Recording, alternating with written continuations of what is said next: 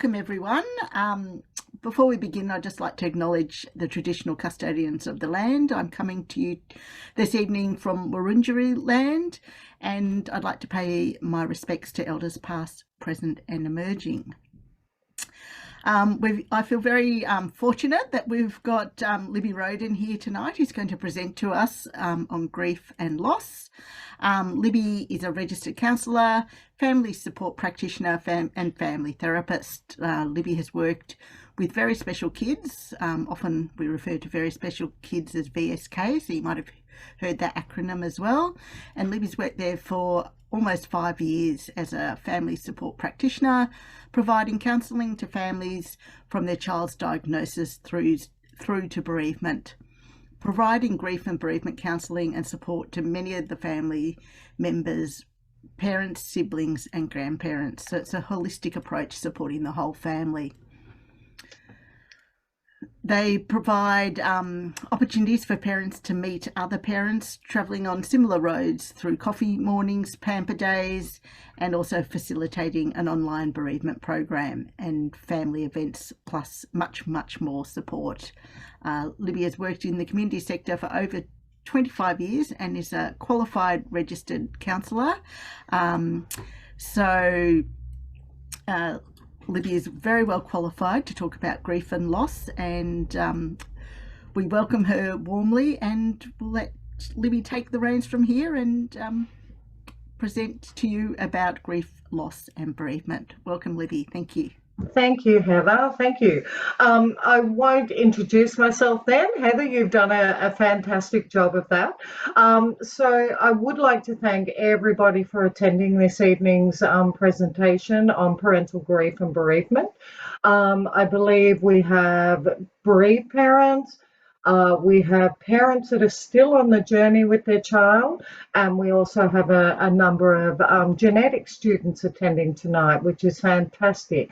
So I will be talking about parental grief, but it will be pertinent and for parents that are still on that journey, because as soon as you've received any form of information, and I know SWAN is for syndromes without a name, but even then you know that your child is on a journey of either a life-limiting condition or a life-threatening condition. So there is still a lot of grief within that journey. So this presentation will also be very pertinent to parents on that journey too.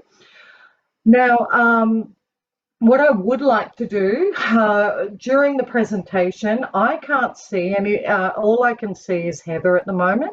And so I would like to ask I will be asking questions and asking for input into the presentation as we're going along, but there will be time at the end as well for questions. But if you have a question during the presentation, Heather's going to help me here. So there is a reactions button on your Zoom screen down the bottom that you can put up your hand, and it comes up as a little yellow hand, or there is the chat option as well, where you can type in a question and we'll try and answer that through either if it's part of the presentation or towards the end of the presentation. But during the presentation, try and put up your hand when I'm asking a question, and Heather will hopefully be able to identify who would like to ask that question. So as I said, and as Heather said, I am a registered counsellor, and I have worked in the field for over 25 odd years in many different areas, but every area that I've worked in has always had grief and loss attached. When I was successful with my position with very special kids, I have just loved this role. It's such an honour to be on a journey with a family through, their journey with their child, through different experiences, different ups and downs. And as a family support practitioner, we're there. We can walk beside a family, we can walk behind a family, and also, we're just there at the most crucial moments too. And I think Very Special Kids is unique in the way that we can work with families long term. There's so after bereavement or after a child has died, we are still involved, and we're involved for a number of years until really the family says, I've had enough of you, you can close me now, but which very rarely happens. But I think that's the unique role of a family support practitioner with Very Special Kids. So I'll start the presentation.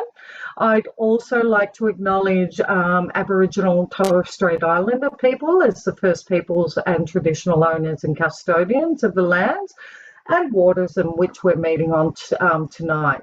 I pay my respects to their elders past and present and emerging. So, just an overview of Very Special Kids briefly.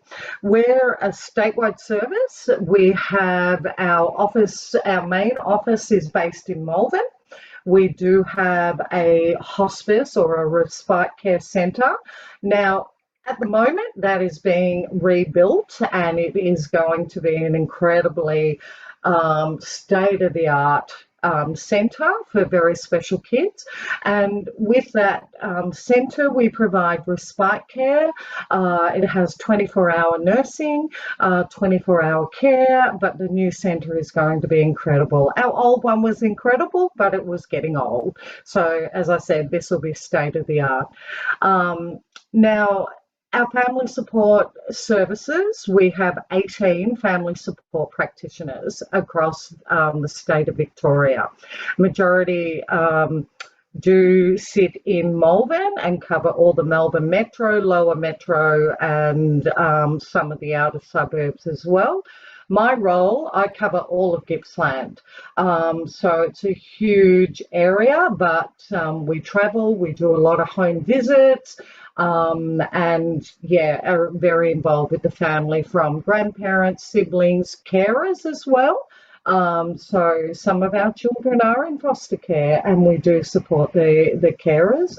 And then we have our sibling programs and support. So that support is meaning, like, even with the adolescents, all that individual counselling and support, but then we have programs as well. So siblings can meet other siblings in certain the same sort of situation, and have that understanding of, that there are other families or other siblings out there that are going through the same journey.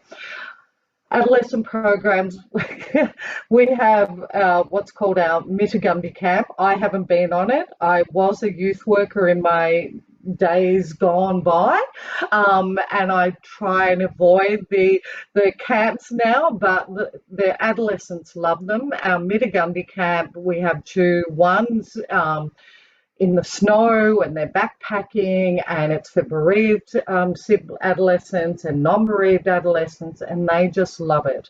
And other camps and get-togethers, activities like bowling days or laser tag, those sort of things. So try and bring adolescents to get together. Family activities, as Heather mentioned, we have our coffee mornings. And they are just fantastic, very low key, but just for parents to connect.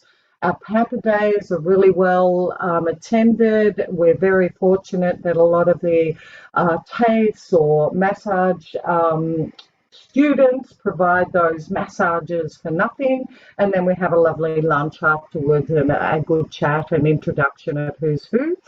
We also have activities where we will go to Gumbaya World or to Geelong, the water park, all different types of family activities to bring families together to actually have fun, because it's such a draining journey.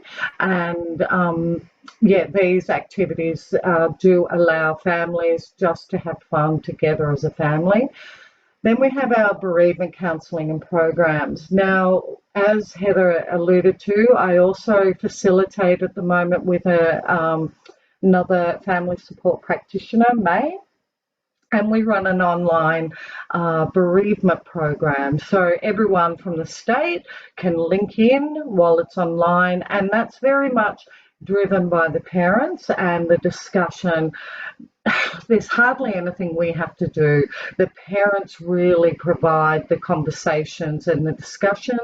We also have bereaved parent weekends where parents can get together, go away, lovely venues, all catered for, and parents just get to focus on their grief and bereavement, as well as having some pampering and some, laughs and good times too, because that's also important. We have our family, we're just starting, it's a new program, it's a family camp that will involve all of the family going away with other families, and then a number of different practitioners will be involved in that camp, providing different therapies or different activities for siblings, adolescents, and for the parents as well, and then all combined. Then the other thing we do in the bereavement space, every year we have a program around October called Remembering a Child. And because of COVID, we actually revamped that program, and it is now a beautiful online video, but we try and have statewide offices or setups for families to come. We watch that video where people put in their child's photo, their child's name. It'll have a different theme each year. Beautifully done. And then we run an activity. This year we'll be looking at developing mandalas and having photographers there taking photos of them and hopefully turning them into lovely art pieces and keepsakes for either our offices at Melbourne or for families to have as well. With the hospice, where it's located in Melbourne, we also have on-site family accommodation. That's right beside the hospice, so we encourage families for the first couple of respite care for their child to stay at family accom so they get to know the staff at the hospice. They can go in and out, make sure that their child is being well cared for and that the staff know everything about their child and what they like and what they don't like and how to soothe so in that hospice setting we also have art therapy, music therapy, we have an OT, we have a physio, and with the new building we'll also have a hydrotherapy pool, which will be very exciting. And then family accommodation. So we have a property that we own in Wood End, and that has two beautiful units. They're not really units, they're more housing. They sleep up to about 6 to 8 people, and they're free. So families can book that accommodation to have a break, recharge, have some fun. But then we also have, which has been beautifully sort of granted to us, a lady in Bairnsdale, or just outside of Bairnsdale, Judith, provides her cottage, which is called Annie's Cottage, to all our VSK parents or families for free of charge, which is another lovely escape for families to have that bit of a break. So we'll get started. The first thing I'd like to talk about is what is grief. And I know the parents that are here, you're actually experts in this. You probably know this better than I do. And I learn from my parents and children and adolescents all the time, because grief is so different for everyone. So grief is a real combination of all different thoughts, feelings, reactions, emotions, and we'll start to look at that a little bit further in the presentation. But grief is also a normal human response, and I just want people to really take away from tonight that grief is normal. It's something that we can't avoid. We will go through, especially when someone that we love and cherish so much dies. Um, it, yeah, it's our love and it's our attachment, especially to a child, or to a close family member. The circles of our attachment, which go out, very close, our children, our husbands or partners, or are in that really close circle. And then as we look at our world with our friendships and everyone, things move out. But with our children, they're our cherished ones. And so grief will affect every part of our life. And the power of grief is really unpredictable. Everyone will grieve differently and in different ways. And I think sometimes when people are in relationships, this can be very evident.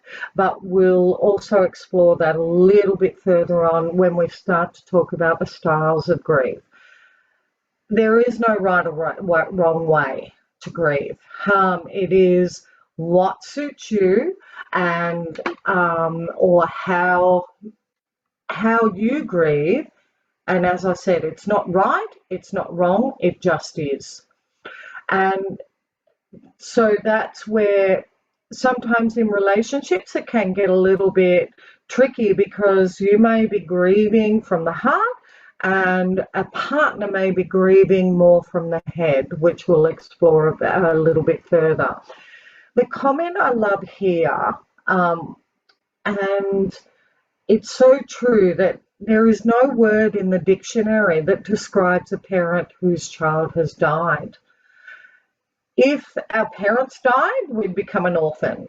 If our partner died, we'd either become a widow or, yeah. But when a child dies, there is no word to describe that. So it's because, well, it's beyond words, really, and you are speechless when a child dies. And once again, just looking at the way we grieve, we will grieve the past, we will grieve the present, and we will grieve the future. And this becomes more, you become more aware of this as you find other children or other family members or friends of that child start to reach different ages and stages or milestones. So we will start to grieve again that our child didn't make that milestone. They didn't turn 18 or they didn't turn 21. They didn't get their license. They, haven't got a boyfriend or a girlfriend, or, yeah. So there's all different things that'll keep triggering us, which we'll look at triggers a bit further on. Just want to know though, and I believe there is a question in chat. No, that's okay. It's about the recording. Just would like to know, do you think, is there anyone there on screen that actually thinks this covers your grief, or has something been missed? Does this resonate with everybody? Any comments? There's a couple of Swan parents Yes. who may like to comment, but may Perfect. not to. That's fine. If you do want to say something, you can use the reaction to put your hand up, or you can pop it in the chat. Yeah. And I can see it in the chat. Thanks, Heather. Okay, well, even at the end, if there's something that you think that is different, please let us know, because other parents may also feel the same thing. So it's great if you can, have your voice heard as well, because there might be things here that have been missed or it'll be a bit different for you. Sorry, Libby, there is a couple in the chat and I missed it, so apologies. I might throw to Preeti first if you want to comment, Preeti. Yeah. Hi, Heather. Thanks so much. I guess I just wanted to comment because it's very different for everybody, but perhaps if I shared a little bit, it might resonate with others. We're 3 years into our grief journey, and a lot of people sort of said it will get better with time, but I don't think it ever does. I think you evolve, and it becomes a little bit more complex and deeper, but I dare say I don't think it ever gets better. It just becomes different, and the coping mechanisms are adapted, and I sort of think of it as a whole, and you're working around that hole. The hole's always there. It Yes. never quite goes away. Or perhaps sometimes I use the analogy of having a rock in your pocket, and a rock is always there, and every now and then it cuts you. But it's always there. It never goes away. It might heal, and then you'll get cut again after a certain period of time, whether it's an anniversary or whatever it is. And that's the journey of grief. It never ends.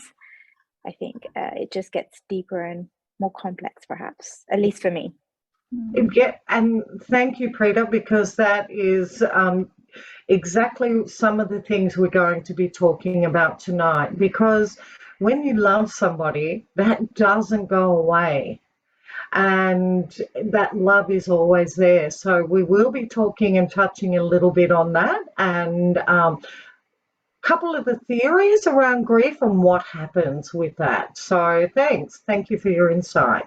Excuse me, Libby, there's another question from Jody. If you're happy, I can throw to Jody now. Yeah, thank you. Thanks, Jody.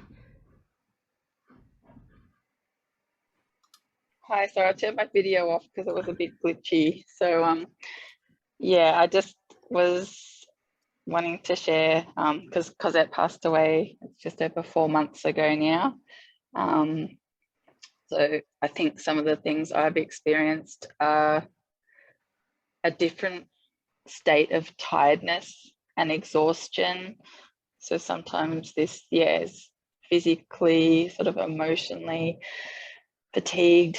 So I've learned to be more protective of who I spend time with, and what I'm choosing to do, conversations I have, what I'm willing to share with new people or friends and family. And for me, I guess it's finding a new way of living, because I can't go back to who I was before. I was a carer for 5 years and mum of Cosette.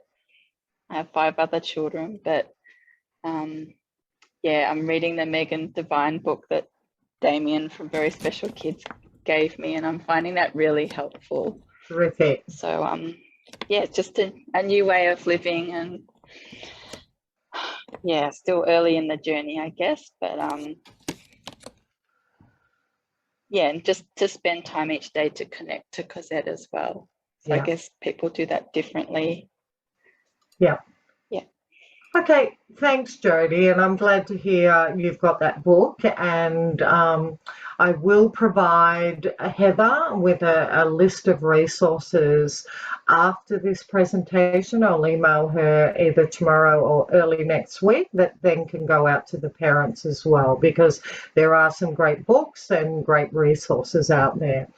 And you're right, grief and the loss of a child can change a world, and it takes a while for that world to come back or move through that grief. And it's not moving through your grief or never getting over your grief. It's learning how to move your world around your grief. Okay, so thanks, Jody. And that falls into all those areas of the thoughts, feelings, reactions, everything that we go through.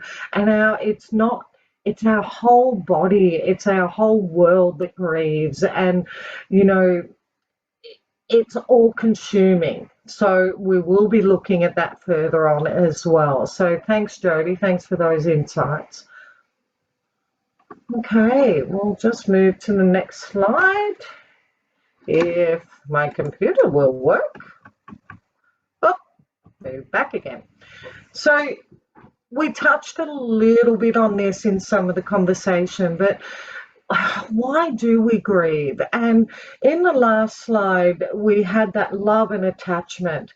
And when you have a child, and as I was saying, that circular sort of world of closeness around you with family and certain friends and acquaintances, we grieve because of that attachment and bonding very much to our children, our partners, or our immediate family. We're bonded and attached to them.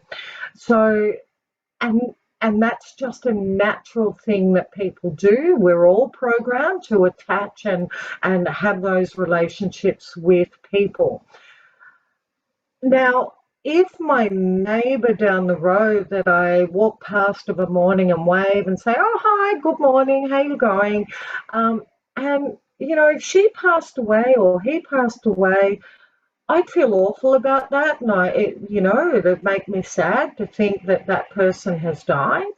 But because I don't have that relationship, that close relationship or attachment, I am not going to grieve as strongly for that person as I would for the ones I love and cherish and attach and bonded to.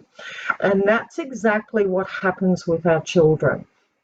So that attachment is love, and that brings about when we love someone and when they die, it's the pain and then that struggle of detaching from that person, meaning that they're not here anymore.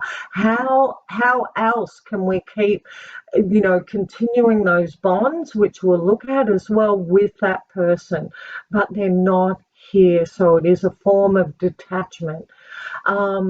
And exactly what this slide is saying, grief and death and loss occurs, but it is that attachment and bond. And how we have learned to attach to our children or family of origin will actually affect how we manage that loss as we grieve. So if you have strong family ties and attachment or disjointed, you may have had a lot of conflict in your family of origin, but your children, there's that different attachment with. So it does all have an effect and will play out in how we grieve. It's complicated because relationships are complicated. So there's also with swan parents or very special kids parents or any child that has a life-limiting or life-threatening condition, there's other aspects that we have to also face with loss. That is the loss of the specialists, that is the loss of the hospitals, the loss of the carers that become a big part of the family as well. And it's a loss of routine. And so when your child dies, there's loss of lots of other things. And that can also impact on our grief with our child because we no longer have that hospital, the specialists, the appointments, the busyness, the routines, the medications, the feeding regime, all those sort of things are gone. So there are different layers in our losses and in our grief. Can I ask parents, is that something that you've experienced as well with your grief? Those secondary losses? Yeah, I have definitely. I just felt like I've lost my community at the hospital, Yep. which were dozens and dozens of people over 5 years. Yes, yes. Yep. And therapists. Yep. On the phone, in person, emails. So yeah, just ordering meds, ordering at the chemist down the road. I've broken down a couple of times in tears, but they've been really lovely. Yes. And you just never know when it's going to happen. But yeah, definitely for me. Yeah. Thanks, Jodie. Any other parents? Libby, Preeti's just put in the chat. Would you like me to read it out, Preeti, or would you like to read it? Okay. So Pretty's just put. Oh, Is Pretty going to talk? Do you want to? I can Sorry, read. I'm just having a few connection problems. Oh, But I hope you can hear me. Yes. you're Um, good. I guess I was just sort of alluding there to how I can relate as well to what has been said about feeling that sense of identity loss. I went into some sort of sense of existential crisis, I guess. You know, I'm a healthcare professional myself. I happen to be a pediatric physiotherapist, so this was really close to my heart in so many ways. So I've sat on the other side of the bedside, and having to sit on this side as a parent and carer kind of opened my eyes in so many ways. And after Zia passed, I think I just went into this hole of who am I, and am I a therapist still, or am I a mum of a child who's died? I'm all of the above, but I'm nobody at the same time. And it's a real kind of dark hole that I had to almost get into before I could climb out and make sense of the light again, if that sort of makes sense. I guess in a roundabout way, I suppose it was that loss of those connections. You know, suddenly everyone dropped off, and they should, rightfully, because she wasn't here anymore and they weren't needed anymore. But they were my family and they were my world for as long as she lived. So I think it's really, you know, it really does resonate with me. And just before that, I was also talking about how I like to think of my grief as the purest form of love that I would have for my child, and that sits really well in my mind, because then it justifies why it hurts so much, and I don't have to. I'm, you know, as grieving parents, we're often having to justify to the rest of the world. It's almost 3 years for us, and I feel like every year gets difficult to justify to the rest of the world, even though I know I don't have to, but I still feel obliged. And by thinking of my grief as my love for her, I don't have to myself, at least, or to those that know me well. Yeah. So yeah, I just wanted to put that out there, and perhaps it resonates with somebody else out there. Yeah. Thanks, Preeti, because you're exactly right. As I said, if it was the neighbour down the road or someone we weren't attached or didn't love, we wouldn't hurt so much. But because it is our child with that attachment and love, that is what the pain is. And as I said, you will never ever forget your child, and that love will never go away. But it's what happens around that. So I'll just move through that, but thank you. Is there anyone else that would like to say anything at this stage?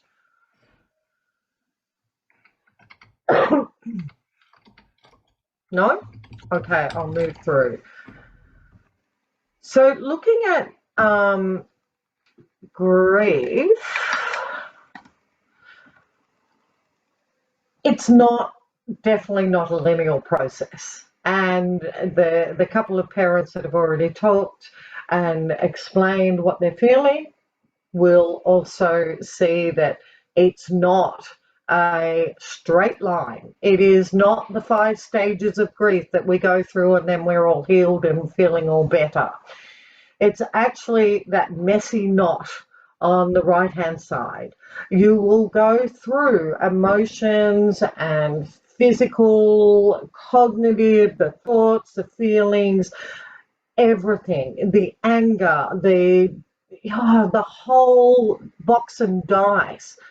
You'll one day might be okay and have a good day, and the next day you may fall in a heap again. And that's okay, because that's how grief works. And it is about being gentle on yourself as well. And I think more and more that you understand what we'll be touching on a bit further in the presentation around triggers and anniversaries, over time that will not get easier, but you plan differently, and that planning can help, which will sort of touch on around those areas. But it is never just a straight line. It is messy, it is complicated, and as I said, it is normal. You are going to have good days, bad days, and it is like the roller coaster. So we'll just now, this is Tonkin's style of grief, and Lois Tonkin, this was sort of developed in around 1996, and a few parents have touched on this as well. Your grief does not lessen. So your grief does not get smaller.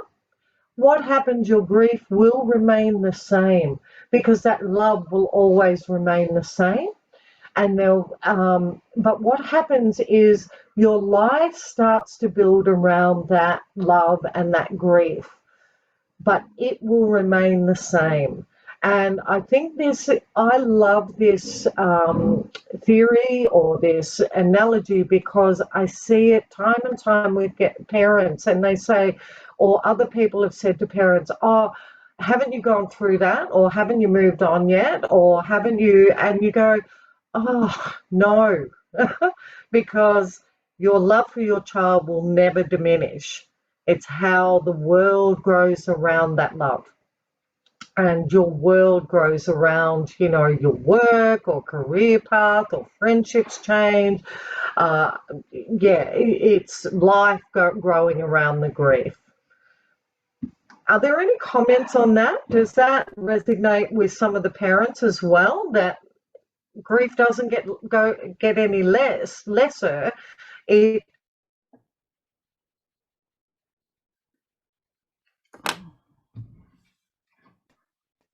I think you may have just frozen, maybe.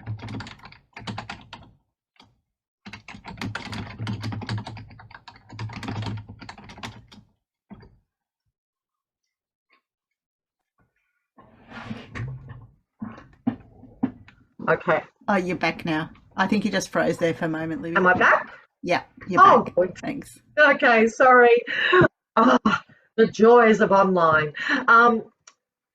Did my explanation around Tonkin's model of grief, was that explained? Yeah. Okay. So what do parents think of this model? Is this something that resonates with you? That your grief gets no less, but your world or life grows around your grief? Do you want to comment, Katie, on this? Yeah, I'd love to. I guess, like, for me, this still represents quite a linear journey in the sense that there's growth. Yes, there's growth, but perhaps the heart is more of a entangled ball of string. Like, that's how I vision it. And for myself, perhaps this is how. Yes. It's still in a jar, but and the jar sort of grows, if that makes sense. The ball is the same, not so much a linear heart, perhaps, or it's not a linear journey either. Like, I feel like sometimes I'm stagnant for months, or sometimes I feel like I'm right back where I started. No different. I'm no different 3 years later. I feel like I've just not moved, and everyone else has moved around me. So perhaps a combination for me personally, but I do love the analogy here. I do love the concept. Yeah. So that's great. Thanks, Pretty, because I agree with you. It's definitely not a linear process. It is like a messy ball of string, but that love that you have will never get less. It will always be there. Any other comments from any parents that would like to comment? Jodie's just put in the chat, it's still very early for her yet. So okay. All right. Well, I'll move through. We'll have a look at Stroberg and Schutt, their dual process model of grief. How they believe healthy grieving means engaging in a dynamic process. So what will happen, you'll oscillate between the loss orientated or the restoration orientation or restoration orientated process of this grief model. Now, when I said, and exactly what Preti was saying, there'll be days where you'll just be back and forth, or times in your life coming up to anniversaries, things will be harder, and yeah, you'll go back and forth. But with this model too, I think it really sort of points out the difference in grieving processes. And the next slide will also start to look at that, that men and women can grieve differently. Now, I'm not saying, once again, this is the same for everyone, but quite often there is that process where we'll go through that denial of or avoidance of that grief, and then we go back to that real feeling and loss of and pain of that grief. So it just keeps going back and forth. And then over time, those new roles or identities start to be formed, like Tonkin's model about life growing around that grief, where we start to find that restoration in our grief and how that works for us. And then once again, back to the loss orientated. So it is a back and forth process.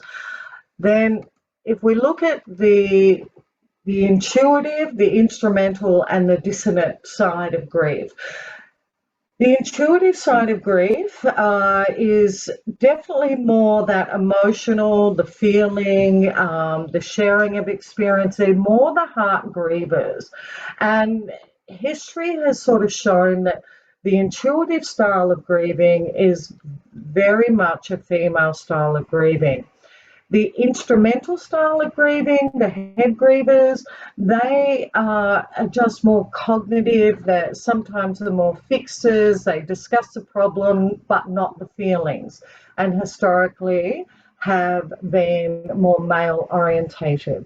And that's why sometimes in relationships you will find you are grieving differently, and it's hard sometimes to understand why, let's say, your husband could just get up and get on with work and be part of that, because they're more in that fixed set, that head style of grieving. They're more cognitive, more thinkers, and where women at sometimes just are more emotional and feeling and wanting to talk about their feelings and their experiences.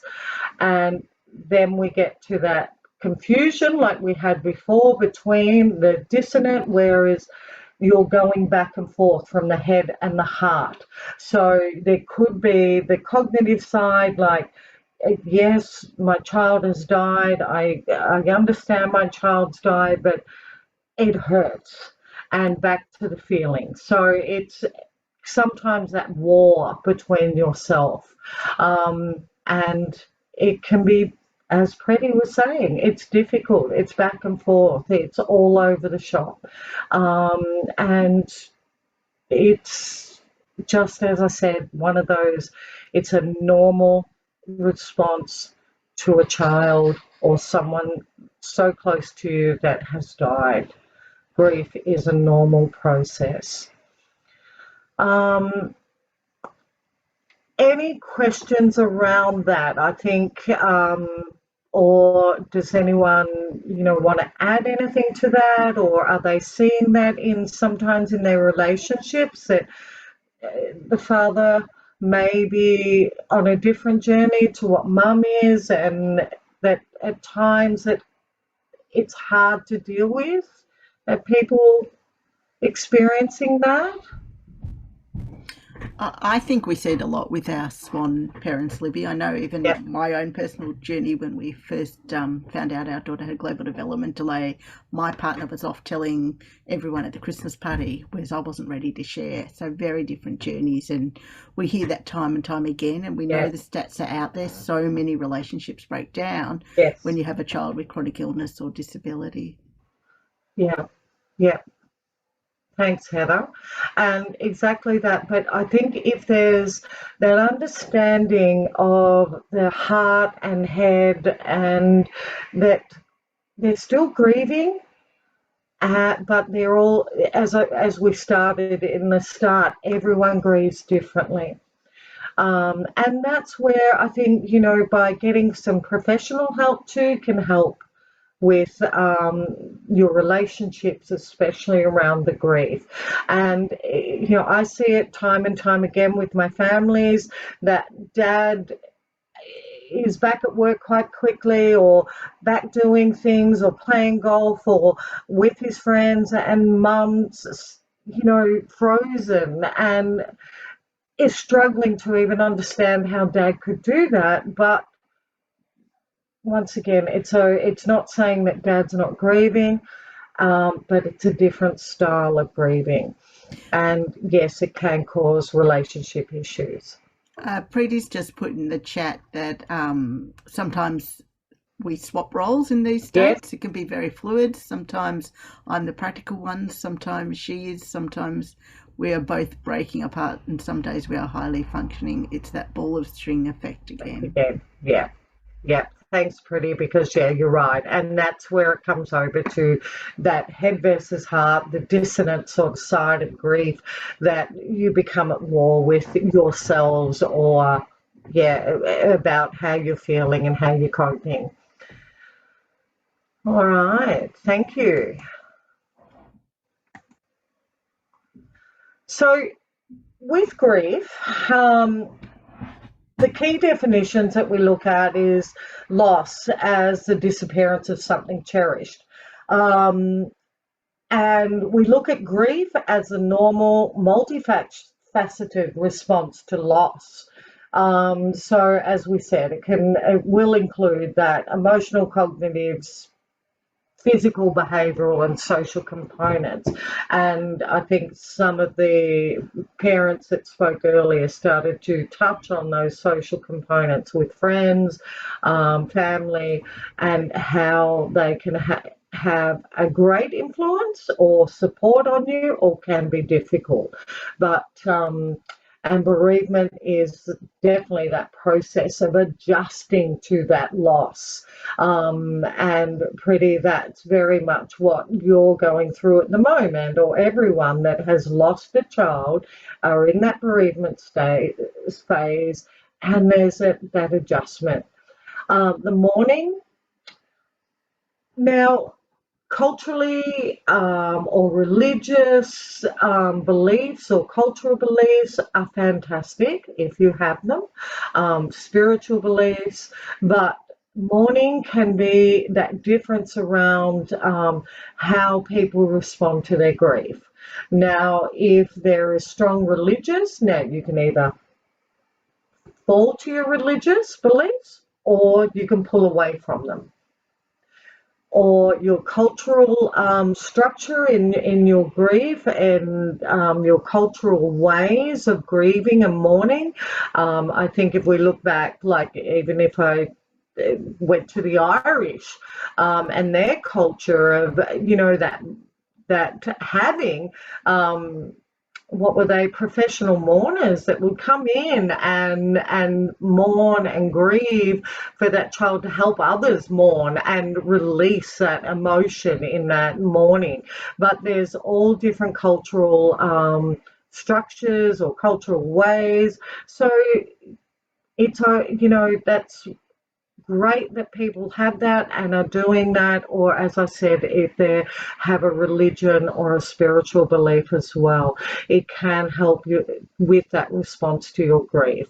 And I think the little quote on the side, in this life we will encounter hurts and trials that we will not be able to change, which we can't change, the loss or death of a child. We are just going to have to allow them to change us. And Freddie and Jody, that's what's happening at the moment, that you're changing as well with that grief. And a number of other parents that are listening tonight, there is a change. Your world changes. And I hear all the time from parents, that people don't get it. And they don't get it because they haven't experienced that grief or that death of a child where you have. your world has changed. And I think, and I see it also with a lot of the families that I work with that have had a child die, then their fears and everything else for their other children are heightened because they know that death for a child can happen. So they do heighten those fears or wanting to protect their child from, different things in life that could hurt them or taking risks. So it's a fine line as well between losing a child and parenting your other children too, because you have changed. So as we spoke about a little bit earlier, grief will affect us physically, socially, mentally, emotionally, and spiritually. And I think it may have been yourself, Jody, that spoke about that, just being exhausted, emotionally drained, lack of concentration, lack of motivation, wanting to be around people and not wanting to be around people. And this will be an area that we'll start to look at why these domains are there and how it impacts our whole body and our whole being, not just our emotional state. So just wanting to ask, from the parents that are here tonight, or even the students that are online, if you've had loss in your life, what reactions have you experienced or are you still experiencing with your grief? Does anyone want to jump in and just... Preeti put something in the chat. Do you want me to read it, Preeti, or would you like to talk about it? Yeah, I can talk about it. I was just sort of saying, like, how you mentioned that it's ever changing, and I feel like for me it feels like it may never stop changing. So it may never stop evolving. There's no end to it, so to speak. So I mean, I'm so thankful for my journey. I'm privileged. I always say that she chose me to be her mum, and I find that is the ultimate, honor. But the evolution that happens as you rebuild your life, the anchor is always the grief. So it's always countering your progress. I feel like it's always something that's pulling me down or up, whichever way you look at it. And it's...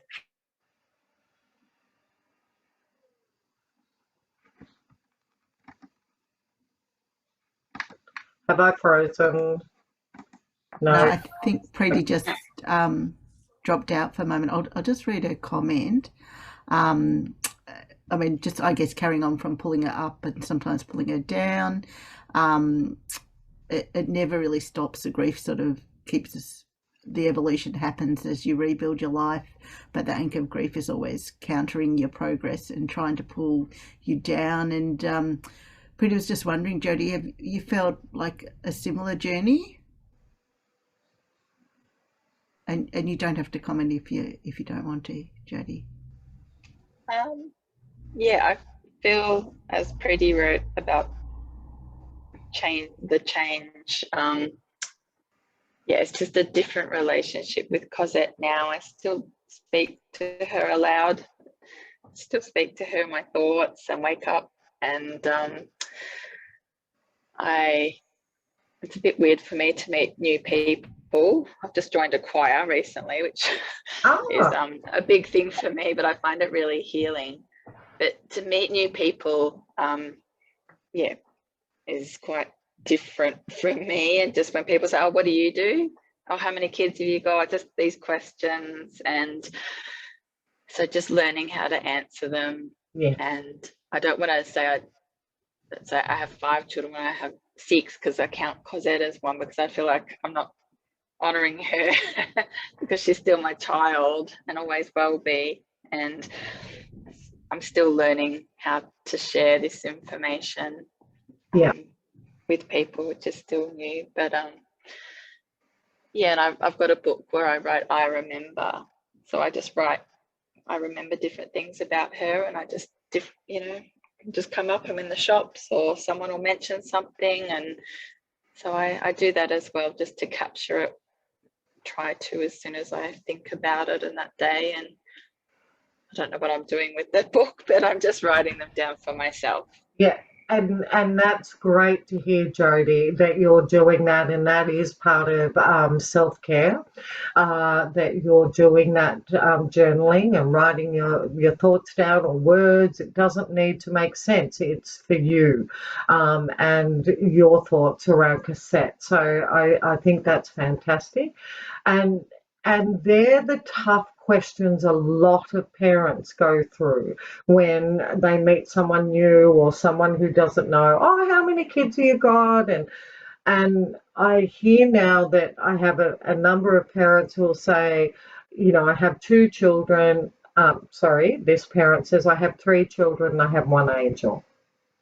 And then parents or people will look, and she doesn't feel she has to explain it now, or if they do ask, then she's quite happy to explain, yes, I have 1 child in heaven, or 1 child who died, but they're still part of our family, which is lovely. And the first time you go to write a birthday card or a Christmas card to somebody and you go, I'm so used to putting everyone's names there. Do I still do that? You'll hesitate. You'll go, how do I honor, or, add cassette to that, or the child that has died? How do I add that? And it's a dilemma for parents. These are all those things that pull you up. And do I add their name or don't I add their name? People might think that's weird, and some people will think that's great, but it's about what sits well with you.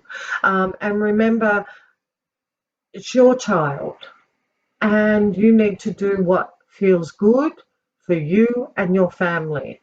And if it's adding your child's name, I have some parents that put in, in memory of, or 1 child who did play football, and his number was 22, and the whole football team started this hashtag 22, and so that's what mum puts on the cards now, hashtag 22, and everyone knows that that is for their son.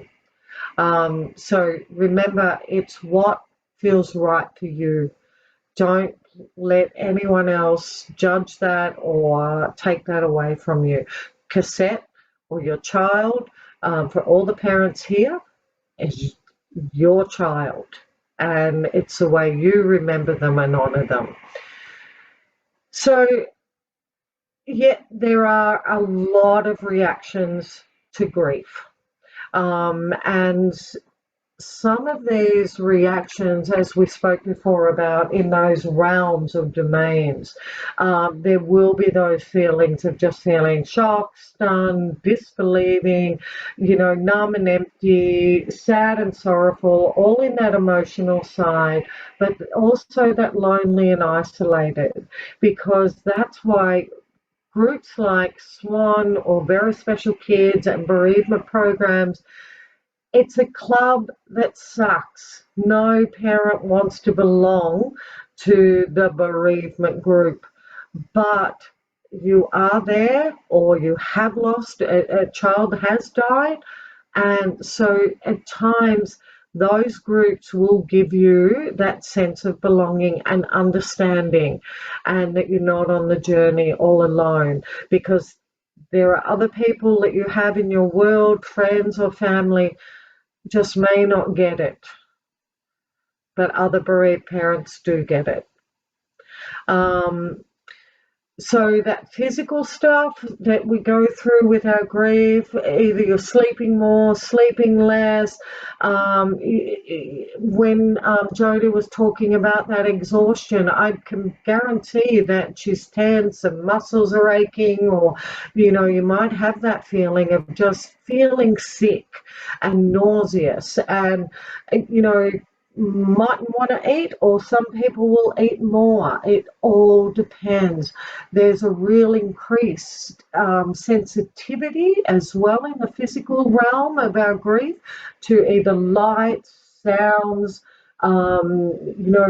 because of that hypervigilance and stress levels and just that overwhelming grief. Those sort of things can just really get to you, things that are too loud, because everything is heightened. The mental state, I think some of you were talking about, it's really hard to concentrate. And we will say to people, when you're in, those early stages of grief, please don't make any life-changing decisions, because it's hard to be clear about your decisions and concentrating on things. You can become very forgetful.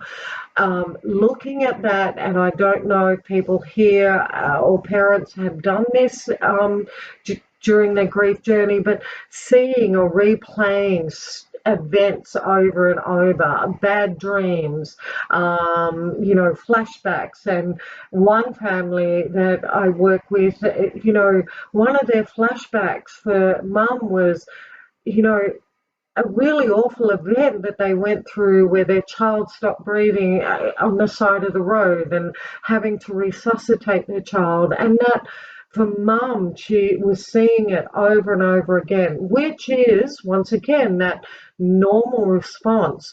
But to seek counselling or further help can really help parents shift that. But over time those things will also ease. But if they don't, I would recommend that anybody please seek professional help. Speak to your doctor, a counsellor.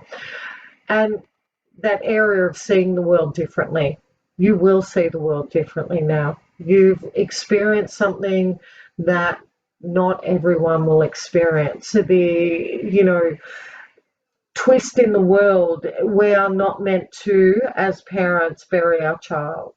Our child is meant to be burying us. And so you have experienced something completely different, and you will see the world differently now with that knowledge, that loss, that feeling of your child dying. And as I said about decision making, try not to make decisions very early on in your grief. And some parents will feel that it's all too hard. And when you have that feeling, and it's something as a counsellor that I will look at, I've had families too that it's been their only child that has died. And that at times for them is just, well, what's my existence now? Why am I here? They're questioning everything. And, it is something you have to be really open and honest with. Some parents may have suicidal thoughts, and if that's happening, please seek professional help. Please speak to your doctor, because they're things that you can get help with. As we said, I think, Jodie, you said this earlier, meeting new people can be hard, and so socially you might want to withdraw, or like some dads or other people, they might want to be around other people, friends, family. It's one or the other. It's a seesaw, and it's different for everybody. So you can either feel closer to friends, or, as I said, not. And sometimes with the death of a child, family and friends, it can make or break. You can experience really difficult times with friends that you thought were really good friends may not be there because they just don't know how to be there. It's too hard for them as well. Socially, the other area we look at is that risk-taking area as well, because trying to block your grief, you might want to go and do something a bit more risky. I have had parents that have started to notice that they're drinking more alcohol, and or gambling has been one as well. So if you've got any of that sort of risk-taking behavior where it might be alcohol or prescription drugs or illegal drugs or gambling, please seek professional help. If that wasn't something you were doing before your child died and it is something that you're starting to do now, it is most likely because of the grief and trying to, block that grief. So please seek help. Spiritually, as we said before, the religion, or you might really become close to your religion, or you might start to push it away. Also, seeing or feeling or sensing your child is still around. I've had a number of parents talk to me about that, which is lovely, and it's okay, that to have that sense your child's still there, and it is a part of grief. And I know even when my mother died, I remember being down the street, or actually it was a supermarket, and I thought I saw her, but it wasn't, it was someone else. But these are the things that grief can do. So questioning, always looking for whys, or why did this happen to me, looking for meaning in the world around yourself or your child. And I think someone said, Pretty, I think it was yourself, just saying how fortunate you were that your daughter chose you to be her mother, and finding that real meaning in your daughter's illness, and making the most of the time that you had, and meaning around that. Any comments on this from anybody? Oops. Does anyone want to say anything? No. I think Oh we my could goodness. keep going. Yeah, we are moving on with time, but it's Yes. time. Everyone's so fascinated, Libby. I think Okay. we're all learning so much, so thank you. Okay, I'll keep going then. So triggers, we started to talk about these too. Triggers can sometimes be those really unexpected things or expected things, and they'll be anything to do with your senses, a sound, a smell, a color, a place, a song, a movie, anything that's going to trigger you to think about your child.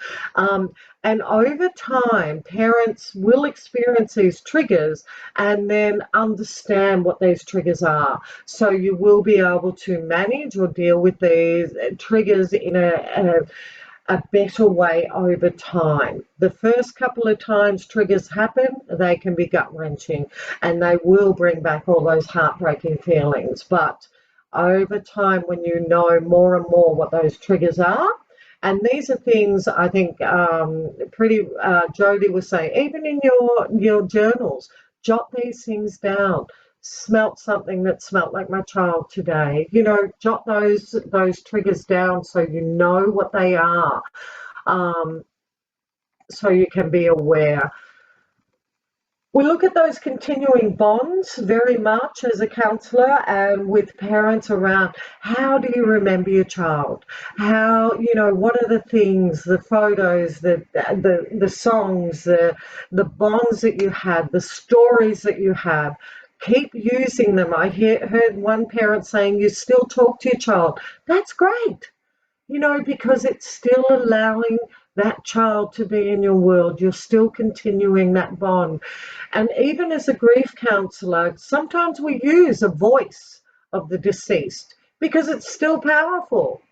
So do that. It's okay. And it's a very healthy way to keep remembering and, continuing that bond with your child. They may have died, but they're still always going to be with you. So visiting graves, lighting candles, all those sort of things are just great. Now, anniversaries, special days and birthdays, very much like triggers. They're going to be tough, really hard for parents to deal with. I have one family that I work with that have their ritual, and it's especially around his birthday. And mum has, to continue that bond as well.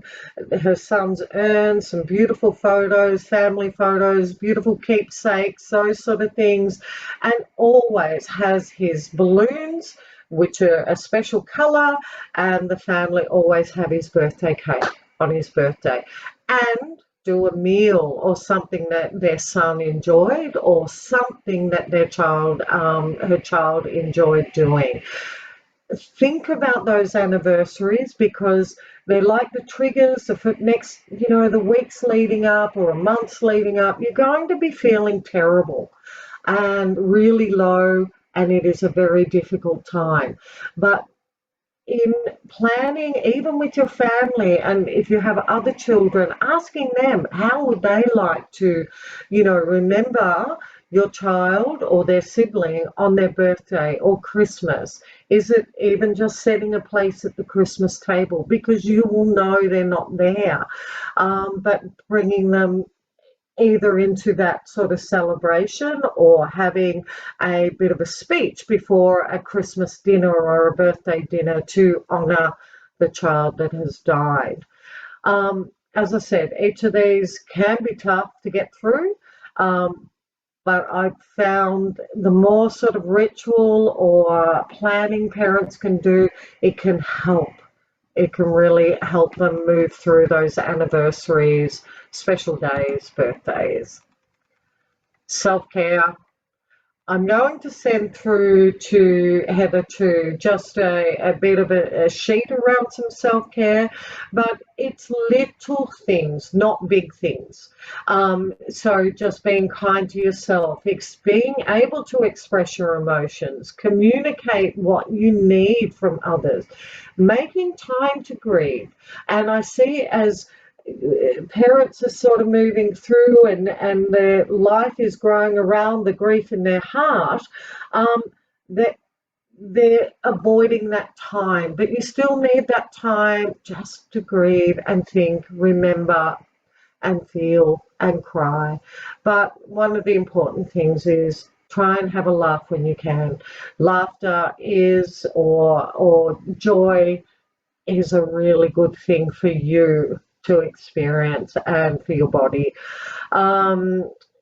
Physically, if you're not sleeping well, please, because as you know, even through the journey with your child while they were alive, lack of sleep and sleep deprivation can cause lots of physical health problems. So try and get your sleep, speak to a GP, talk to them about your health, get a good checkup to make sure you're okay as well.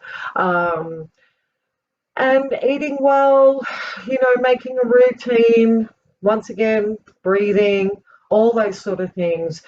Just moving your body. It doesn't mean you have to full on exercise, but just even going for a walk or a bit of a stretch.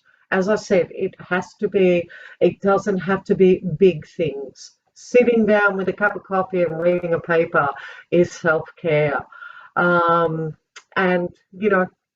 one thing, walking into family homes, if they're very dark, also tells me that their mood is very low and dark. Open your curtains, let some light in. Spring is coming. Try and re-energize yourself with the sunlight and fresh air. All right. That's me. And you're right, Heather. I didn't think I'd go for this long, but I have, and I'm terribly sorry. But I'd just like to thank everyone for attending. And if there's any questions that people would like to ask, please ask. I'm going to stop sharing the screen now. Excellent. Thanks, Libby. Why am I echoing? It might be my Zoom. I'll mute. Okay. Yeah, that's better. Thank you. I just want to read Trudy's comment in the chat.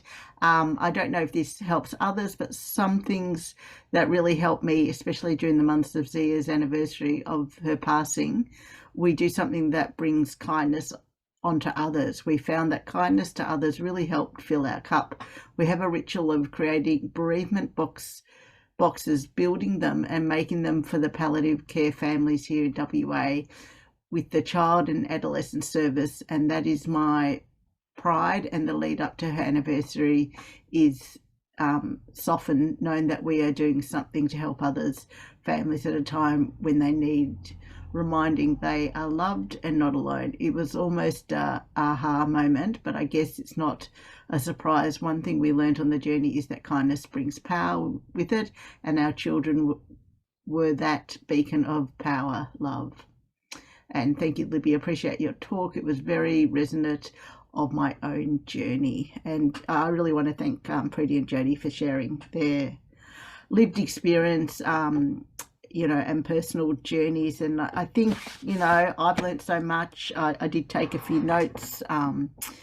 But you did such a lovely presentation, Libby, talking about grief being individual. It's a normal process. You spoke about the loss of support networks, and we hear that time and time again from our Swan families that, they do feel lost because often their friends are in the hospital and their child's not there anymore, and there's a big gap. I really like what Preeti said about grief is the purest form of love. I think that's, really powerful, Preeti. And yeah, I think that's, if people can remember that, I think that will really help them on their journey. We know grief has various emotions. It doesn't get smaller. We grow around it. And we know to look out for our other children as well in those grief times. And there's different domains of grief. And do what it feels right for you. There's no right or wrong way to grieve. It's very personal. And, just be aware of those triggers, and, do reach out to, bereavement support groups, such as Very Special Kids. Swan is not bereavement support group as such, but we will try and support our members, and we now have an informal bereavement chat once a month, and we have a list of bereavement resources on our website, and we're still learning, so please, to our families, keep help educating me so I can support other people the best I can as well. So big round of applause to Libby. And yeah, does anyone have any final remarks? Because I do realise it's 9:20 and we've kept you. You're getting lots of claps and yeah. Terrific. And beautifully summed up, Heather. Thank you.